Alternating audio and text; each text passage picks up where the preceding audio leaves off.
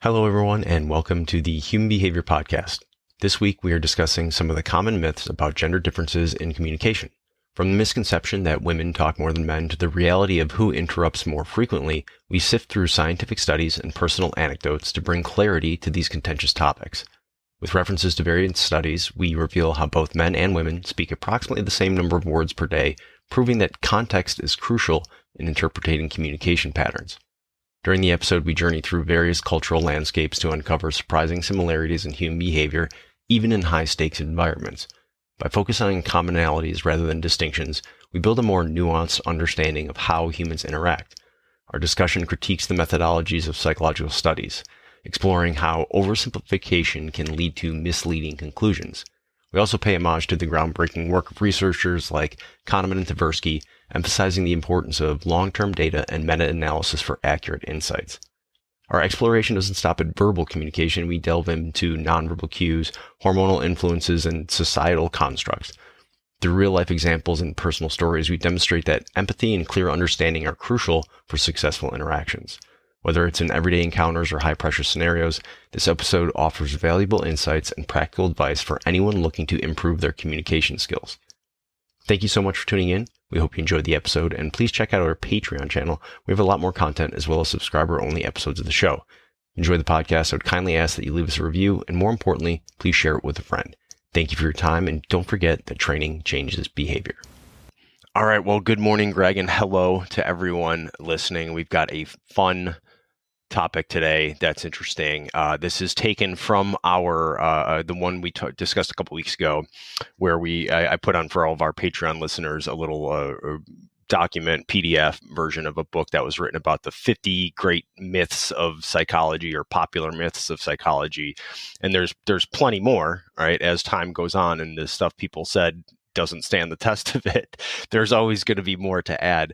But this one is involving sort of the differences between men and women, and more specifically how that sort of plays out with our interaction. So there's a few questions that we'll sort of answer on here and discuss today, and it's more revolving around sort of communication and that. But there are obviously physiological and biological differences between men and women, which then lead to different psychological differences and how those manifest and how your genes are expressed and all these different issues. So it's not that there's, we're completely the same or completely different.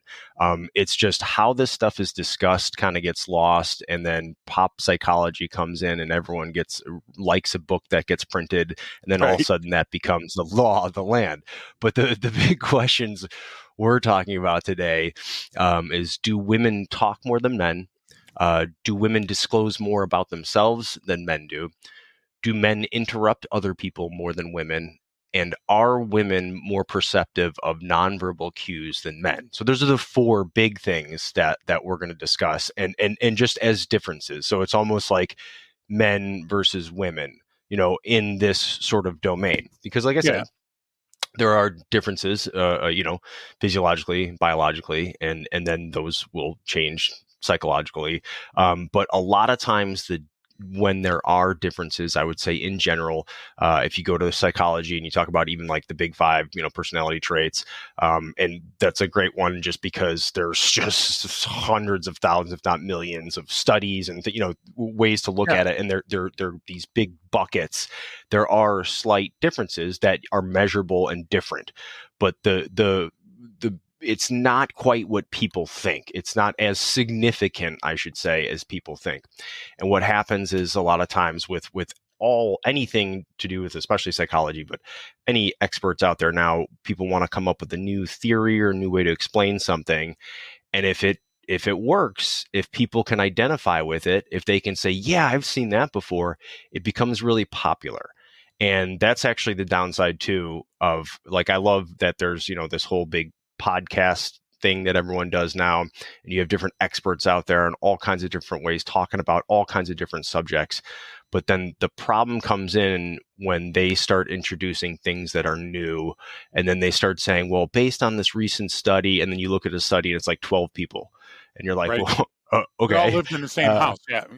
Or well, this is what we're seeing, and they're really just they're having discussions that you would have in an academic setting with other peers, maybe.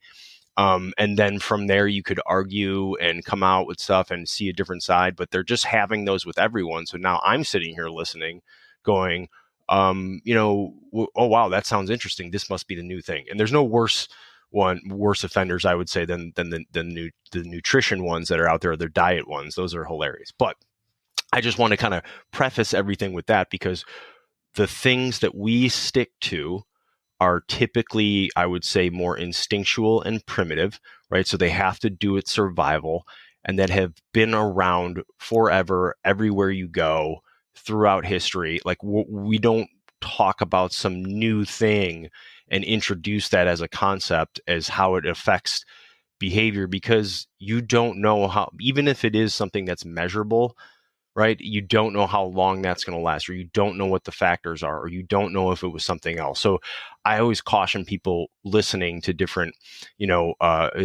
experts from the academic community, because, we're practitioners, right? I care about the so what and can I use this information, where in academia, they're just studying things sometimes for the sake of studying them. And this isn't a bash. That's what you're supposed to do. But I think it gets used incorrectly sometimes. Or you have, like, your favorite author, Malcolm Gladwell, come along and go, oh, so you mean this, and then write a hit book. And then the people going, oh, that's not really what we meant. 10,000 hours is not a real thing. But anyway, interesting. But it is interesting. So that's sort of like the preface to this. But we do have those 4 questions that we're going to get to. But I'll let you go ahead and kind of respond, I guess, to my intro there, Greg. Yeah, a great intro as usual. I got a half a page of notes this time on it. So what Brian's talking about, folks, is perceptions. And he's also touched on subjective reality, the reality that you create when you read a book, hear a song.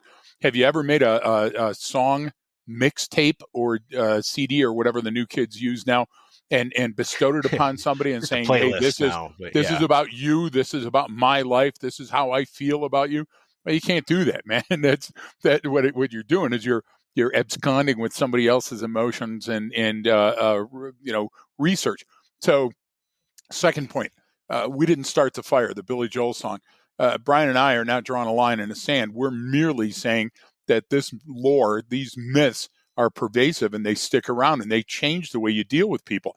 And if you fix you, it's a lot easier than fixing somebody else. To that point, the comms were different back then. You have to understand that comms have changed so much just in our lifetime, and how fast communication is revealed, and how quickly somebody can lie and make it convincing.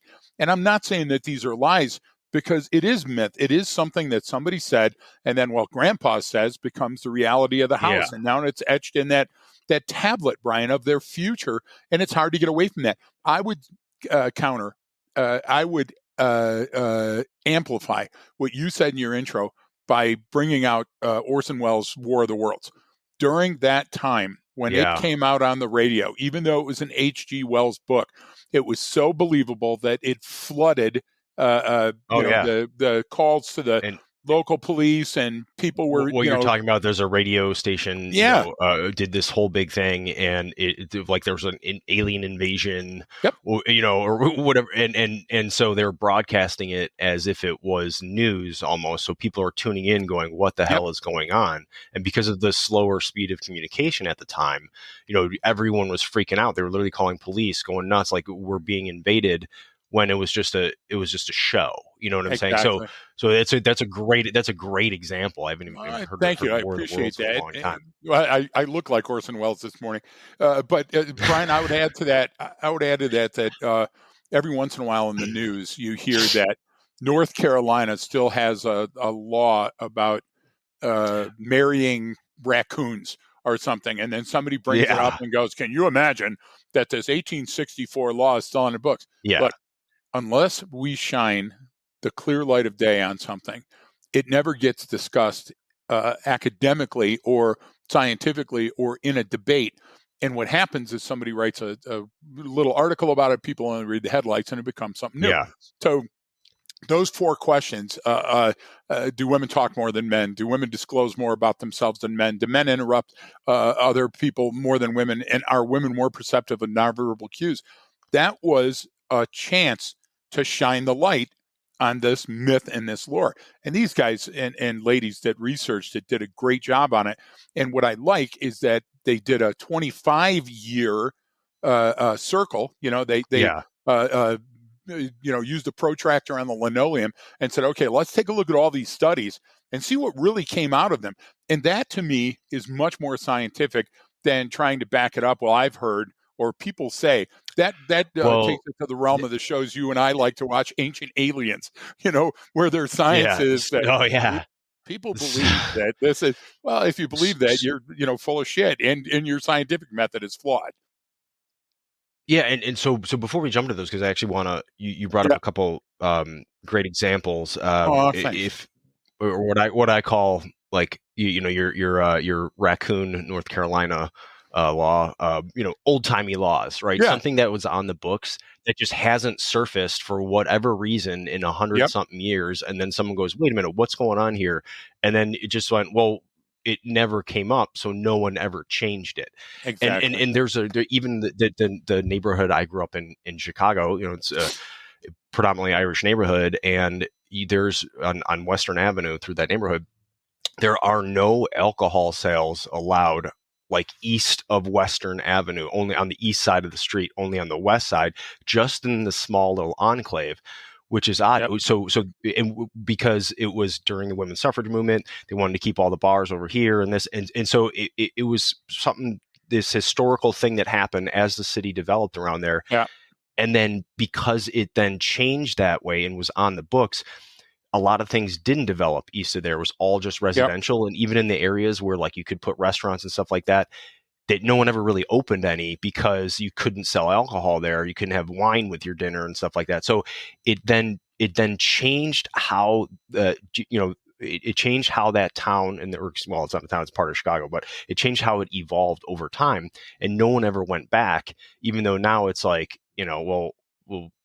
no one's fighting to change it because it's kind of like it's just there and how it is, which is actually great for the St. Patty's Day parade, because you have the one side of the street with all the bars, so everyone's, all the drinking is over there, and then the other side of this big 4-lane street is where all the families go. So it actually it separates the riffraff from like everyone can go and have a good time because everyone's now. But it just, because that was still on the book. So those are big things with lore and myths that stick around and then affect things in the future. And we go, how, and then the classic Greg question, how did we get here? Like, how did this happen? Look, in our lifetime, and it's important that we talk about comms when we're talking about this. And if you're a CEO or a CFO or a C-suite executive, you need to reach out to us because we can really help you brush up on your communications, because certain rules apply and certain don't. And the lore, the myth, the legends, those are the ones that don't. And John Gray, I don't want to get sued here, but John Gray, the men are from Mars, women are from Venus, back in the 90s. There you go. Okay. He made a tremendous amount of money on his different variations of the book. And they were wonderful. They're just like Gladwell to me. I disagree with his process, but I love his books. And Gray, and during that period, a bunch of the pop psychologists that came out have conducted zero research on any one of their claims. And they cite no studies. So while it's a romp, Brian, it's pop psychology, which means it's popular, and it's more popular than it is psychology. But when it's fun to read, we believe it. And women have historically been unrepresented or underrepresented, right?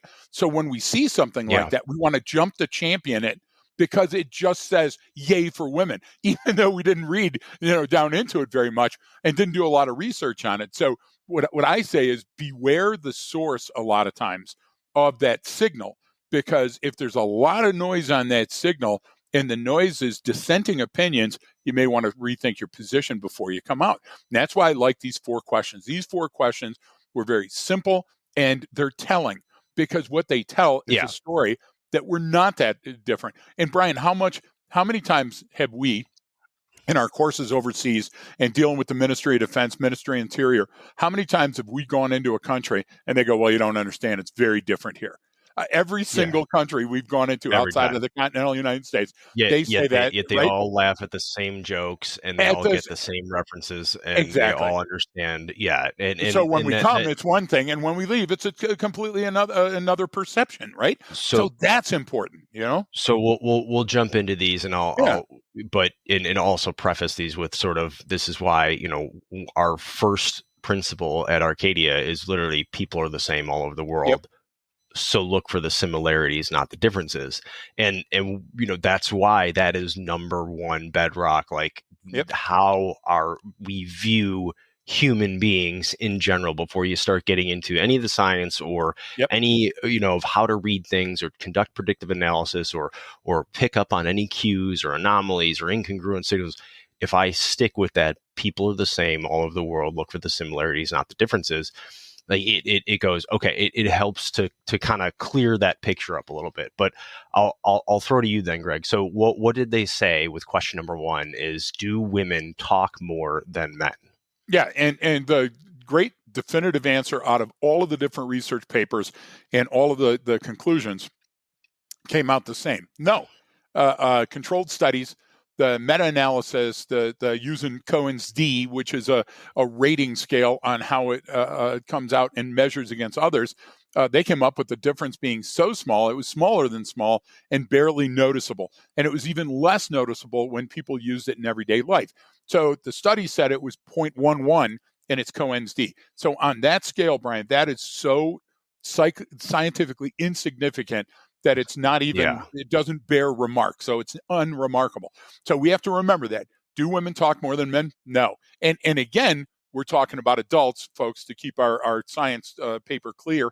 We're talking about adults, not kids. Good point. And the second part of that is we're talking about in the same types of situations. So we're not talking about in extremis, Brian. We're not talking about where a fire is broken out in the subway and now we're doing the San Andreas, fleeing. That hasn't been tested. So we can't comment on that, you know? Right. And that would become myth or lore if we said, well, what I've seen over the years. So the simple answer to question number one, no, it does not occur where women or men talk more. And you brought up a good point about, hey, you have to compare one context to another similar context, right? You can't just say, you know, in this situation men were speaking more, in that situation over there women are speaking more. It's like, well, no, you have to utilize the same sort of situation or the same context for it in order to make an accurate comparison between between those two, you know, in this case the different sexes between men and women. And so I think these are, you're hitting all these important parts that I think that get missed along the way. I agree. And reasons why they sort of spin out of control or why they become lore, the myth, and why they become popular is because it's like, well, and this is why we say everything about different studies, where a researcher will have really, really good research and find out some things, but then their hypothesis, their findings, or what they think, their opinion is wrong. That was the big, you know, Ekman one with all the microfacial feature or expressions for deception and all that stuff. His research was incredible and found that, like, hey, people suck in general at detecting deception, no matter who you are. Like there's just across the board, people are not good at it. But then he went forward, and that was even with some of the Grossman stuff too, with his stuff like on killing and on combat. Some of his research that he found is incredible and it's awesome. But then his opinion on why was like, I don't know about that. So let me caveat that for just a second. We've got a very dear friend that's ultra religious and is constantly sending us words from the scripture. I have no problem with that. I love that. As a matter of fact, Carmi sent me two books on religion, the two hardest books to read. And I'm reading that stuff. But the point is that person will send me an opinion from somebody that's not a scholar that says, well, when he read this in the Bible, he said this. Well, listen to me. That's suspect. When we go back to something, we go to the original text, and then you have to get a scholar in that text, and you have to conduct certain studies. This study on question number one, and there were a number of studies, but the 2007 study, the Panabaker study, let's call it, that you can read about, folks, because Brian's got it posted there, did a very simple thing, Brian. They followed around a number of men and women, and they figured out that both men and women talked about 16,000 words per day. To me, that's conclusive. That in those environments that they tested was, I don't need a co-ND to tell me that 16,000 words per minute in tests over and over and over with men and women, that's significant to me, right?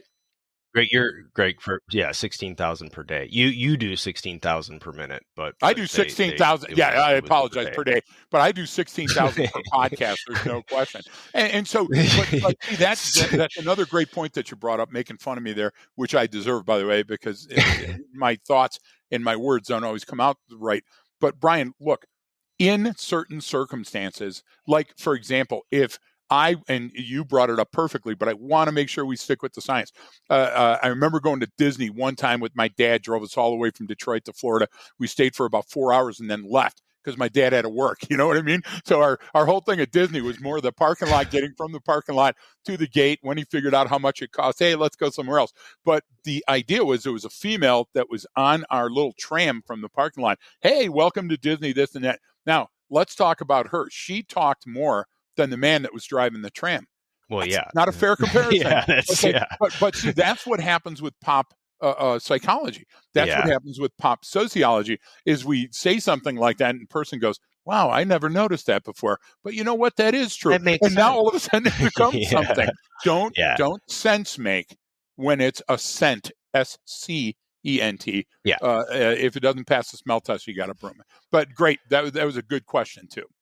Yeah. So, kind of moving on to the next one, is do women disclose much more about themselves than men? That was the sort of next big question. And just a reminder too, for the Patreon subscribers, that where we're getting all this stuff from, that's in the episode extras. You can just go there, you can check it out. Even, if you're just listening, you can sign up for a week for free on there and go watch everything in a week if you want to, and then cancel your membership or something.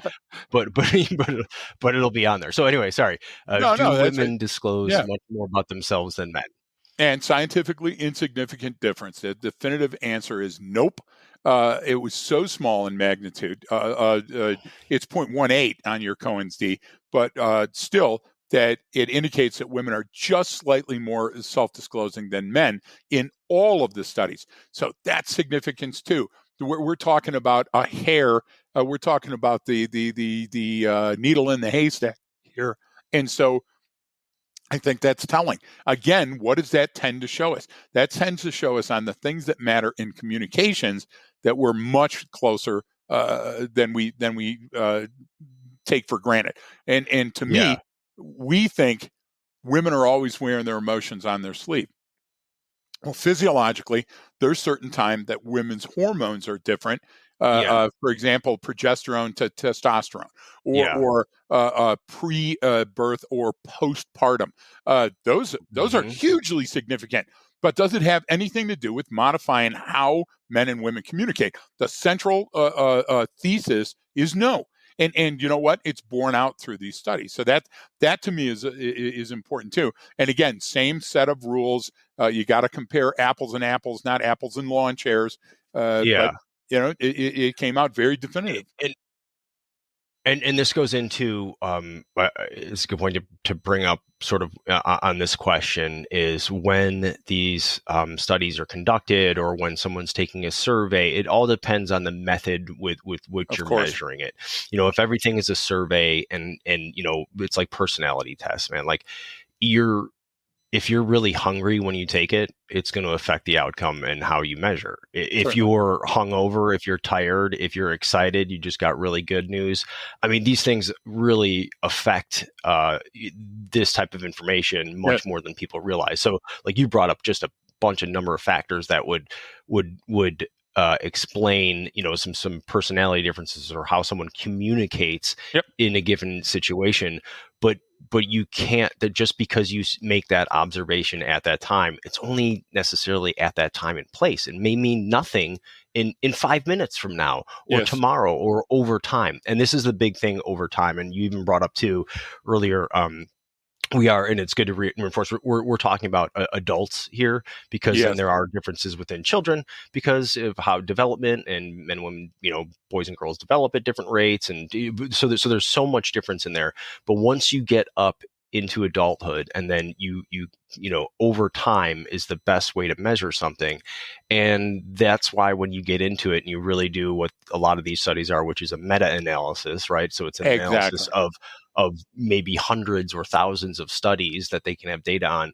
That's when you really get the good information. And that's also when it becomes like, oh wow, there's a lot less differences than we thought. Precisely. But This you're not going to experiment get over that. here You're not going to wasn't get set that up correctly, follow-on. or didn't measure well. Yeah, you're not going to get that follow-on contract unless you leave with more questions than you came in with. And so a lot of times these white papers, these studies are written to get more money to study, and I think that their methodology is skewed, and we know that. I'll give you an example of this question. Do women disclose more about themselves than men? And then I come in and I show you examples of, in the interview room, when I was talking to women about a homicide, that they were much more forthcoming than the men in the interview room. Well, then that's subjective again, because in the interview room, was the man a witness or was he a suspect? Okay, did he know the Yeah. victim?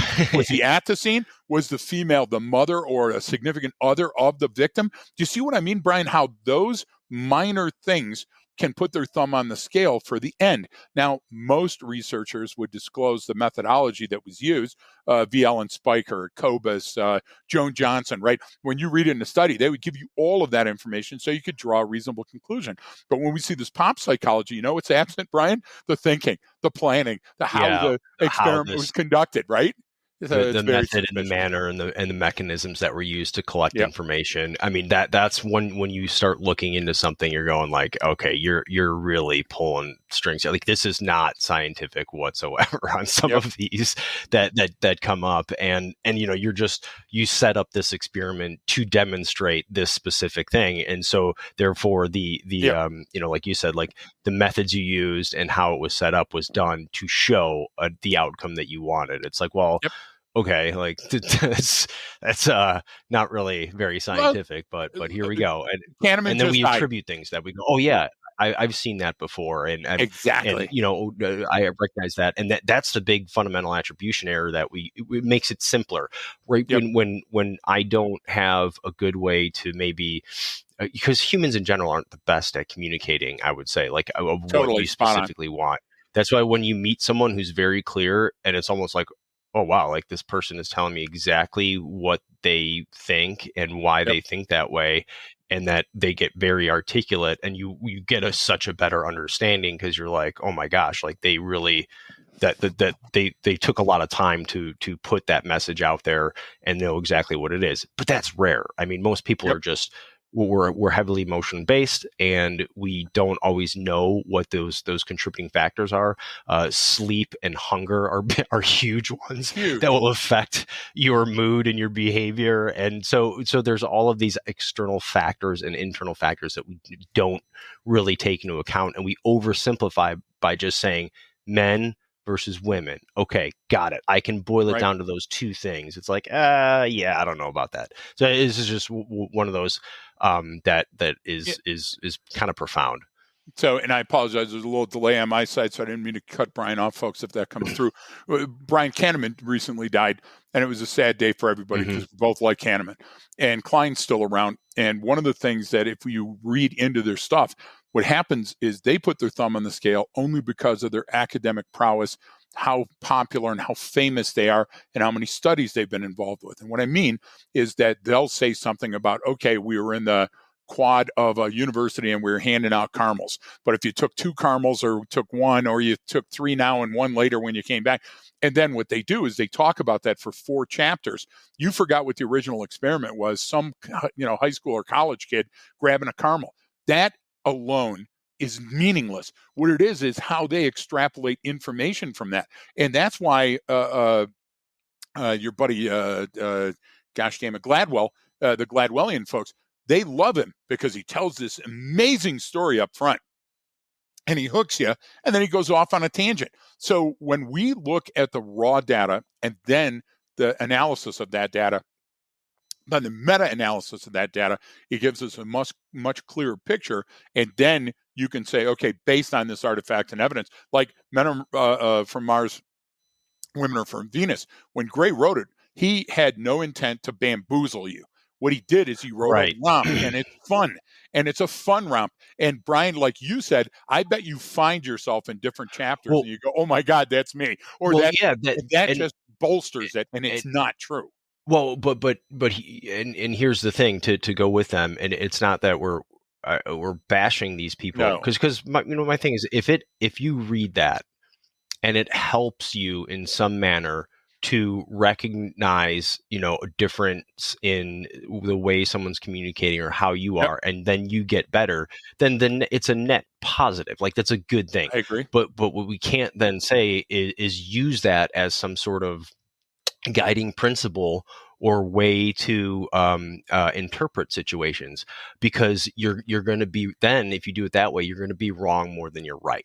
But like if I read that and communicate better with my wife and we have a better relationship, that's a good thing. I mean, Yes, so you're it's exactly not right. necessarily all bad, which is why I love Gladwell stuff too. It's like, yeah, Yep. okay, he's the first guy to say, don't let the facts get in the way of a perfectly good story. So Right, so if you no, he's almost literally said that word for word on an interview. right, He did say that, like, well, it's more important about the story than the details, and it's like, not with some of this stuff. Like, I get what you right. mean, but he is right about the lesson, right? Like, what's the lesson in it? What's my takeaway?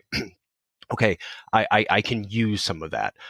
But which is why with our principles and our targets, we try to be very specific with something that you can use generally. Like, here's one specific thing that I can use in is every situation Yes, versus here's something that works in this situations, because that then bleeds over into the other thing. It's well, that works over there, but it doesn't work here. And so that's why I go back to that. Like, look, people are the same all over the world. Look for those similarities. Because now if I go do studies about that, I'm going to find more studies that support that claim yep. than I will the men are from Mars, women are from Venus, which I think they started making, like, didn't they make like a Broadway play off of that and like a TV show or something I'm like that? I mean, sure that it he made kept $1 going billion with that stuff. by now, right? But your Kahneman example is a great one too. So for those listening, Kahneman and Tversky, they were basically studying sort of behavior at an economic level, really. Mm-hmm. But which is always interesting, which is what everyone wants as a predictor, large scale economic model, you know what I mean? Like, of what you can do. It's like, predicting the markets or economies, which actually that's what we got to have my cousin Pat Patrick, on to talk about his I stuff, totally agree. because that's what he's always bashing those people. Like, no, you can't predict that stuff. Like, Right. someone was just more right than they were wrong. And then they think that they don't have it. They're just creative because they're really, really good at what they do.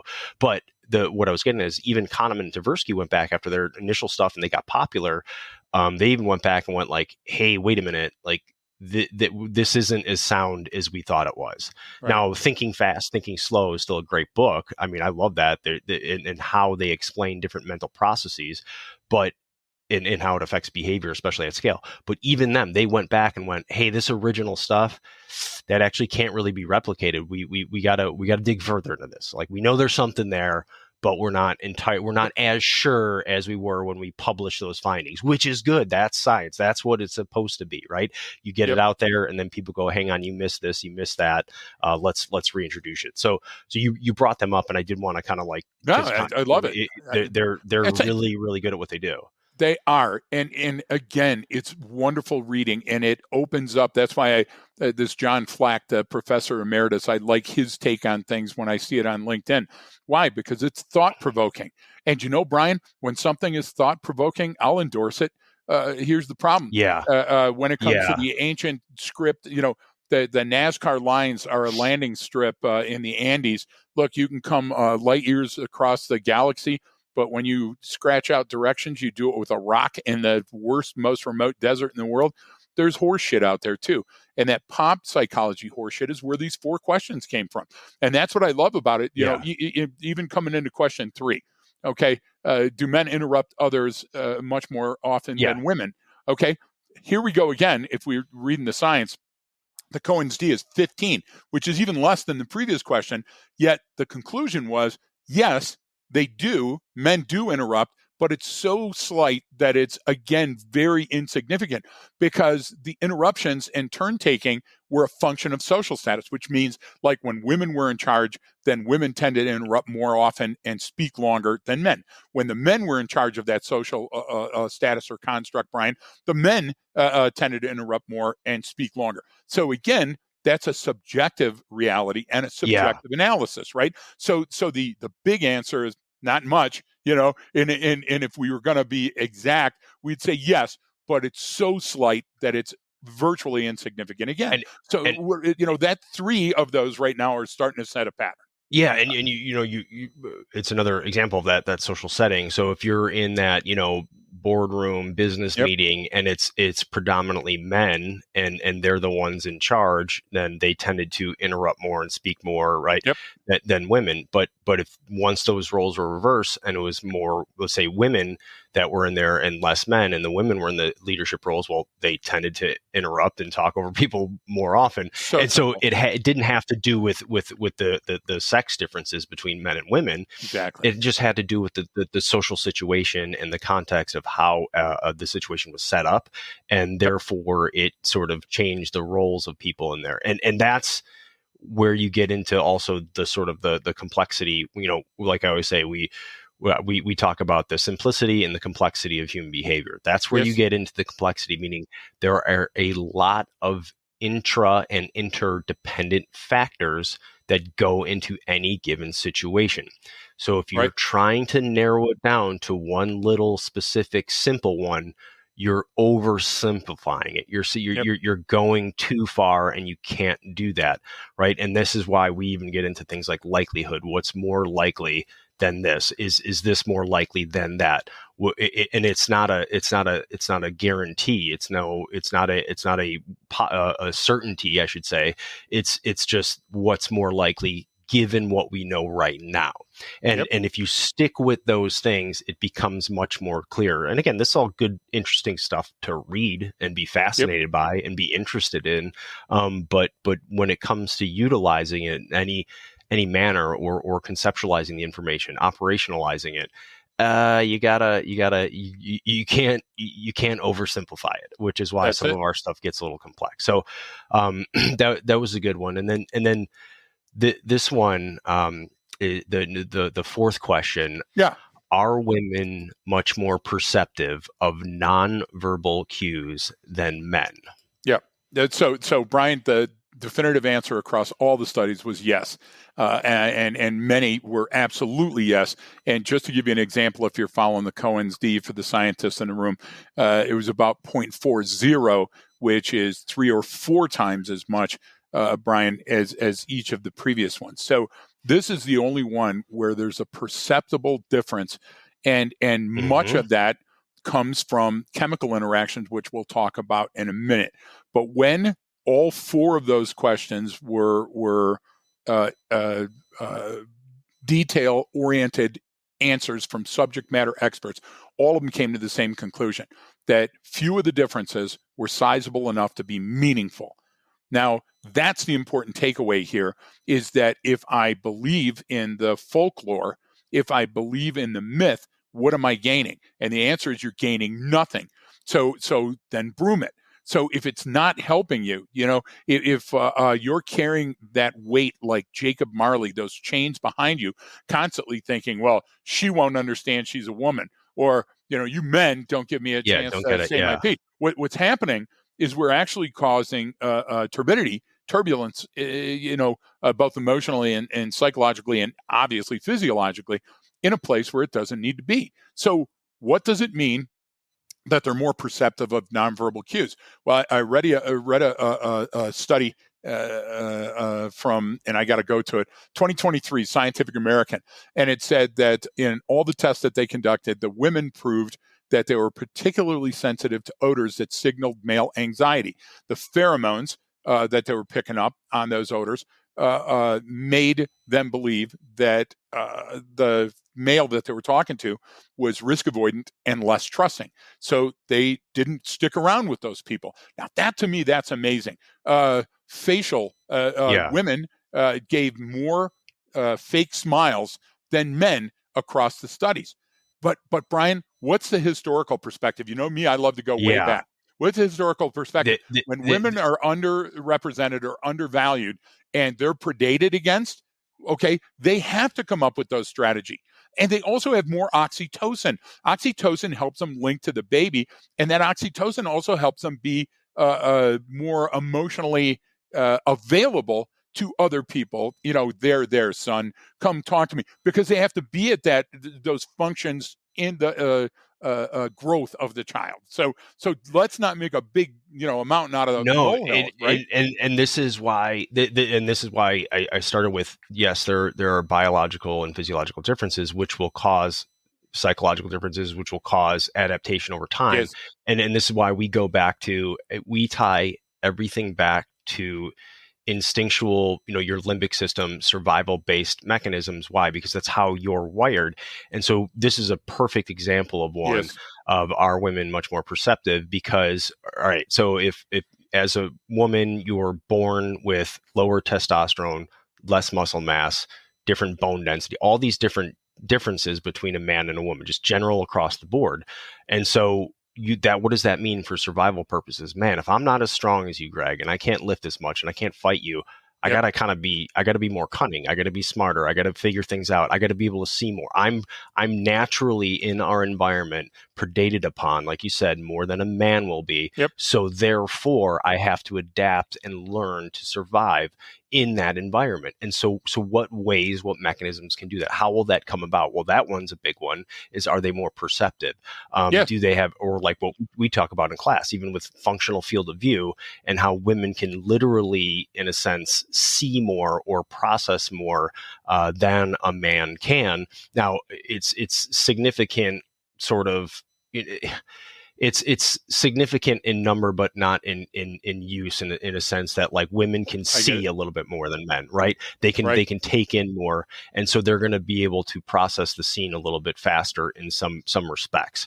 And I don't want to go too far off of how we talk about it in class. No, I love it. And not jumping into it, but that's where you get into, okay, what are the actual differences? Yes, you could say hormonal differences lead to men with more muscle mass, women with more adipose tissue, more fat tissue for these purposes, because then they also have to carry on the species. They have to have a child and love and make sure that child survives.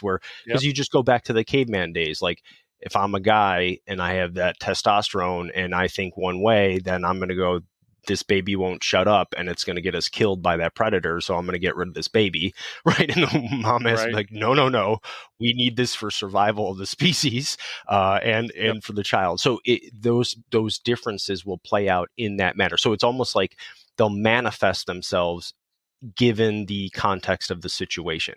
And this one is always good because we've always said it and stuck to it. Like, women can technically see more. They're better at reading nonverbal cues than men are. They're more perceptive in that ways. But I've always said, like, and it goes right back to why we talked about the first few, especially when it comes to communication. What have I always said? Like, no, women are not any better at communicating than men. Men are not any better at communicating. Like, we're not necessarily any better at it. No one's. It's just there's different ways that we describe things based on the just maybe language and how we use it. But that changes constantly over time, is subjective and doesn't necessarily And it doesn't necessarily get into the intent of the message. So I love this one because I knew what I was going to say when I was reading through that, and that question came up. I was like, all right, I already know where they're going to find on this. So I'll let you comment on it. But favorite one. Brian, Brian and I are both martial artists, and I've been in martial arts a good long time. And one of the things is that I would do a lot of library research. Yes, there's a thing called the library where you would go and take out books and do things. It was well before the internet. And one of the pervasive messages in martial arts back then was that rape, and there was rape studies, and there was, rape, anti-self-defense, this, that, the other. And in 9 out of the 10 books that I read, women asked for it. man, you're asking for it. You're dressing for it, and boy, Oh, that's the I was a worst. person, Yeah, and it's the absolute worst. So I that's the dumbest typify, thing. Yeah. but they're still there, Brian. Go find them, and Oh, what there's I still call, people that think that. Oh yeah, yeah, well, what was she wearing? It's like, yeah. shut the fuck up. So Excuse me, but it's like that is you're the so worst off way to the mark. think. So I call those studies that I did back then, I would call them social cognition studies. And what I mean by that is we constantly Okay. use social cognition unconsciously. Every Yeah. child, every adult processes facial expressions and knows that somebody's happy or sad or hungry. Body language, external social stimulus fits to those. And then all of a sudden, what we start doing is we start saying, oh, mom's pissed. I better, give her some time. Or, hey, dad's happy. Now I'm going to show him my report card. We do that social cognition all the time. And so what happens is studies started showing that women were much better at recognizing the facial effects and the expressions and processing those emotions. And men were uniquely ready to look at anger, aggression, threat. Hmm. Well, why is that? Look at the social construct. This is what I mean by social cognition. Yeah. Men were put into roles where they were more likely to be the police person, and women were the nurturers, and therefore, and guess what, Brian? If you do that long enough, you fall into those roles. So Yeah. you start believing your own horseshit. Do you know what? When I came to police work, police women were wearing skirts. That made a job really easy to do. They had a little jaunty hat pinned to their hair. You know what I'm saying? And the idea was there was a lot of things. I'll give you an example. I can't see Shelley ever Oh standing for no, that for no, a second. no. Shelley was doing the drag No, dummy no, no, and on no. a SWAT team and saying no, it's Yeah, I not going know. to happen. When you took a look at early this specific police department non-attribution, what happened is to save money. Everybody in Michigan went to the same people for their uniforms, and you had them. Ollie Brothers down in Detroit would measure you, get your uniform ready. You'd come and pick it up on the day. So it didn't matter what police agency or what badge. All Michigan badges looked exactly the same. It just had the little thing for your city on it. And this city's job was to save money. So the police uniforms and the paramedic uniforms are identical. I can't tell you how many times that I got punched on a scene where they thought I was an EMT and wasn't the cop. And I go, dude, you're hooked. And they looked at you and go, oh, I'm sorry. And then you're sitting there in that conversation. Why? Because of this misperception that this person was something else. That's what we do with females all the time. That's what we do with males. So the social cognition is built in to say, listen, start reading the tea leaves early so you know what's going on. And then we do the social thing, like we open up the door, or we put, the jacket Yeah. down so they don't step in the water and stuff. And that only complicates it, Brian. That It, really only makes it worse when it comes to the communication side of the house. that's no that's several interesting points there too. And when you get into and that's when you can get into different societal norms, and then how Yep. they kind of over time, like you said, people will fall into that, and then over time compounds, and then it takes a while to go, well, wait a minute, why can't you do this, or why isn't this? And that's the classic, wait, how did we get here, or why did this happen? You got it. So you can see how those things change over time. Now, what to do about it, that's up in the air, or how to then Yep. say, well, how do we address that? There is no definitive way of doing that. And the biggest thing is that stuff takes time. Any type of It that does. social change like that takes a long time. And so, I don't want people to go, oh, well, you believe that you should be doing this, or you believe that you should be doing that. It's like, well, no, a policy is different than, we're just discussing the differences between and similarities between men and women and how that manifests itself in different situations, which is very different than trying to kind of create some solution for that if you see it as a problem. I just see it as, okay, this is what happened. It was really no one's fault necessarily, but this is how things played out, given the way humans have evolved into the society that we and culture that we have right now. And again, it goes back to, what lenses then can I use? How do I see things for what they are? What studies should I read? Because someone's going to go, well, yeah, but then you guys just cherry pick your studies for what you think it is, and it's like, no, I keep it simple, and we keep it basic, and Yep. oversimplify very complex interactions for the purpose of seeing them more clearly and making a more informed decision. Yeah. And those small better informed decisions over time, that's what adds up. I mean, that's how you get massive change to things over time. Yep. But I think we forget about that, and we want a simple answer for all this stuff. Like, I want a simple answer for why me and McKaylee keep arguing over a certain thing, and Yep. and that's what we talk about, taking another person's perspective. And so, but if I put all of these things up in front and go, look at this different, well, you're different, now I have to learn how you see things, Greg, and then I have to learn how this person communicates, and then I have to learn the dynamics of this. That's too much to fucking learn. Like, it's too much. You can't know all of that. No, and And it's gonna the person who's keep you. communicating that isn't always clear on what they want or what they need or what they're we're starting on shaky ground. A lot of this stuff starts on shaky ground. There is no solid foundation. I like solid foundations, and Yep. then maybe we'll put up a wall over here and see if it lasts, and then maybe we'll put up something over here and see if it lasts. But what are those foundational elements? And so that's my big thing for all of these, or anytime I'm listening to some podcast or watching something on TV and someone talk about something. It's like, yeah, that's interesting. Okay, but maybe it's not as accurate as we think it is. What are the foundational elements? So Yep. that's my big commentary. Oh, and the one I forgot to mention, I thought of earlier when you were talking about men and women responding to things in facial expressions, when McKaylee's watching the different reality shows and they're arguing or they're fighting, or the woman's like getting emotional about something. I've always been like walking past or watching, like, this is BS. Like, she's full of shit. But then I'll see like a tear come down her face, and I'm like, what the fuck is going on here? And I forgot, like, there's so much Botox in some of these people's faces that it changes how it doesn't get, so they're not giving an actual natural response to the situation. And you're picking up so on the that, words, yeah. there's an incongruence in the words and the emotion, but like, you can't really fake the tears. So like, those come out, and I'm like, oh, wait a minute, like, it's because of this. So that was a factor that, like, I never even thought of until it hit me one time, and I was like, oh, they got so much plastic surgery and Botox that, like, they're not giving natural reactions to the situation, which is changing how Yeah. everyone else is perceiving them without even realizing it. So there's Yep. there's all kinds of different factors that that get in the way of our accurate perception of a person. So to capitalize on what Brian said earlier, and he said a lot, unpack it, go back, listen to what he's saying. The idea is that there's so much going on that you're going to be unable to function. What do I mean by that? If you take this information and it makes you smarter, faster, harder to kill, then it's great.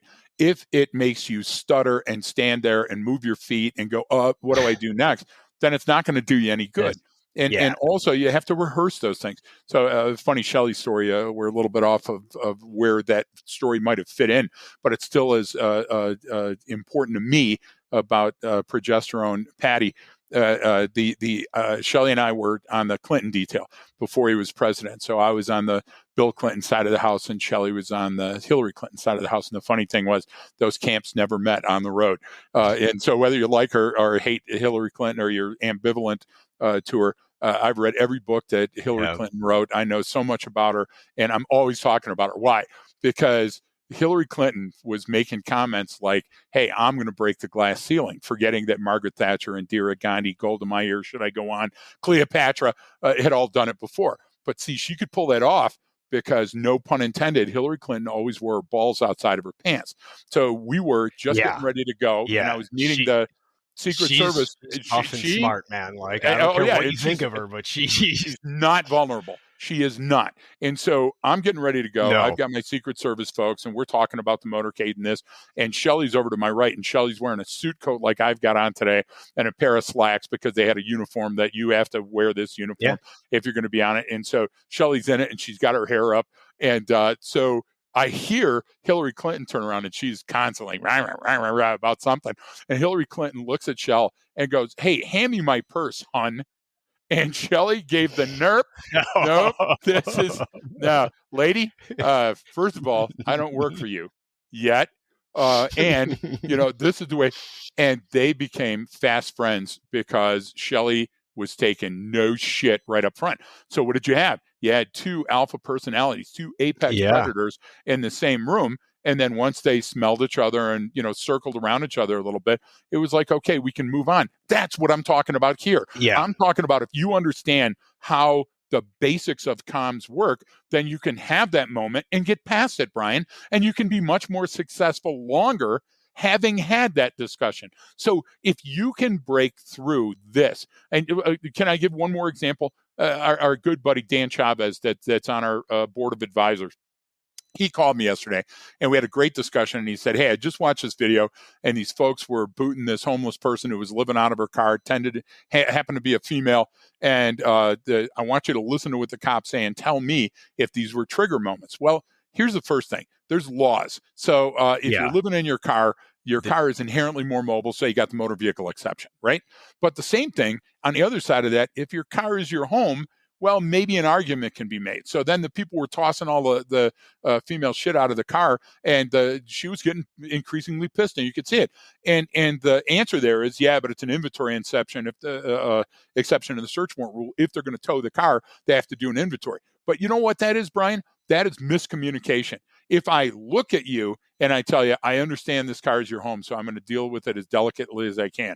But because these laws were broken, we have to impound it. So let's work on getting your equipment out of there that you need and getting you a place to stay for tonight. It would have taken a completely different turn. So in every situation, there's the chance to do it procedurally, and the chance to invoke folklore, and the chance to invoke your specific religion and not listen to anybody else's views. You get where I'm going? And so comms is so important, and that face-to-face comms with humans always invokes a wide a panacea of different drug interactions in our brain, most of which will take hold before we ever open our mouth.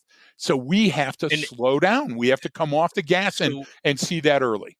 And that's a great example. But I wish we would have almost started with that story and to get into these, because what you're talking about there is the confluence of, okay, there's laws, there's policy, there's procedure, there's also social norms, there's having empathy, there's having to enforce laws that are on the books that either the person that maybe even the police officer doesn't agree with, but guess what? They have to enforce it. And there was a reporting party, maybe someone called, like there's all of these different factors, and there's all those different ways that things are done. And so what people will do is they'll come back and they'll watch that video and they'll go, well, here's what the problem is. It's like, well, but you didn't take into account any of these other factors of why this situation coalesced and occurred in the first place. What were all of these contributing factors that came out this way? Now, could there have been maybe a more effective way to handle the situation? Sure, but you can say that about literally every situation and every conversation that people have with one another. There's always a better way to do it, but you're not thinking of that in the moment, right? You have this confluence of all these different factors that come together, and then the outcome can be just completely misrepresented. And that's how a lot of studies are. That's how a lot of research is. It's and that's the point of the research too, is you may uncover insights that you otherwise did not know. You uncovered something that was like, remember the folks that we were working with in the try to keep non-attributional in the medical field, right? They're in healthcare, and they talked about this new drug that was supposed to do a lot of great things for these older folks, and they spent 10 or hundreds of millions of dollars researching, going through trials, and then they weren't getting the results in these areas, and they were having this phone call about it, and then it was this the older woman who helps out, the kind of like old school candy striper, but hands out the pills, is at this place, was saying, well, I'm finding these all over the place, and they're not taking the medicine, and they're not taking it because it's too hard to swallow. So they were looking at all their data going, how is this not working? Spending all this time in research. And it came down to this small factor of, well, they're not actually even ingesting that medicine. You need to make the pill smaller or easier to swallow. And it was like that So I many mean, stories right there, man. and how many stories are there out there like that? Yep. And that even goes back to what you bring up sometimes. It's like, okay, you're going to make the taser look and feel and act just like a gun. Like And there's and going to be and some, have a holster it's going to for it. cause problems. Right. Come Yeah, on. like We we don't know see that that those though. signals are going to get Yeah. crossed eventually. Yeah. Yeah. Yeah. And sooner than later. So, And that's why I wanted to caveat early on about that we didn't start to fire on this one, because all we're doing is saying communication is so relevant and it's so essential. And here, propping it up with men and women, and getting that fog of war out of the way and saying, hey, there's some real tangible stuff that we can use, knowing that these things are folklore. To me, Brian, that's a good thing. And I hope that people look at the article, yeah. and I hope that they dig a little deeper on their own. It'll make it easier to communicate with your loved ones, with your kids, with your Yeah. church group. I believe that. Check out the article with it. There's all kinds of different ones in there, so you can pick what you want and then go find it. It's on our Patreon site. You can even get it for free, but you can go on there, and it's just interesting because it put things into light. And you gotta walk the line of not oversimplifying things, but also not overcomplicating things. And this is why I always tie it back to that one of our first principles: if people are the same all over the world, if I look for the similarities, not the differences, that communication process will be better because I'll have a more clear signal, on what I'm actually doing here. I can reduce some of that noise in the environment and focus on sort of what matters for the situation that I'm in. And that's kind of, I guess I would end with that, Greg, Love it, man. Anything else. I think it's a great landing zone. All right. Well, thanks everyone for tuning in. We appreciate it. And don't forget that training changes behavior.